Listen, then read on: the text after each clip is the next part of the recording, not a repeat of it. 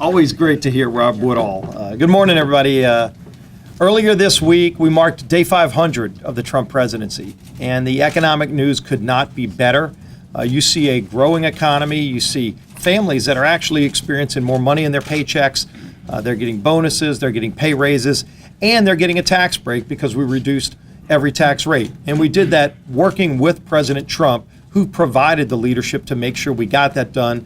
President Trump's main focus in the first 500 days was getting our economy moving again, removing some of these regulations, the regulatory burden that was holding back our economy and actually benefiting other countries at our expense. And so now you've finally seen that reversed, and you see great economic news, and it's going to continue getting better. So we encourage more people to get back in the workforce, and with a growing economy, people now have that opportunity to get a better chance to seek the American dream.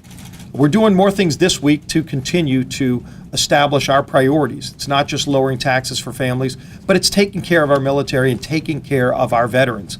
We're going to move an important bill at the end of this week that funds properly our Veterans Affairs Department, making sure that our VA hospitals all across the country have the resources they need to take care of our men and women in uniform who risk their lives for us.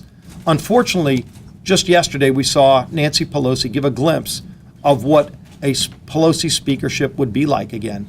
She laid down a partisan marker, encouraging all of her members to vote against this bill that funds our military and funds our VA hospitals. Now look, there are a lot of areas where we can disagree and have partisan fights. Clearly over the tax cut bill, she made that partisan with every Democrat voting no on a bill to cut taxes for families. We have disagreements over things like whether or not to repeal Obamacare. But funding our VA hospitals should not be a place where we have a disagreement.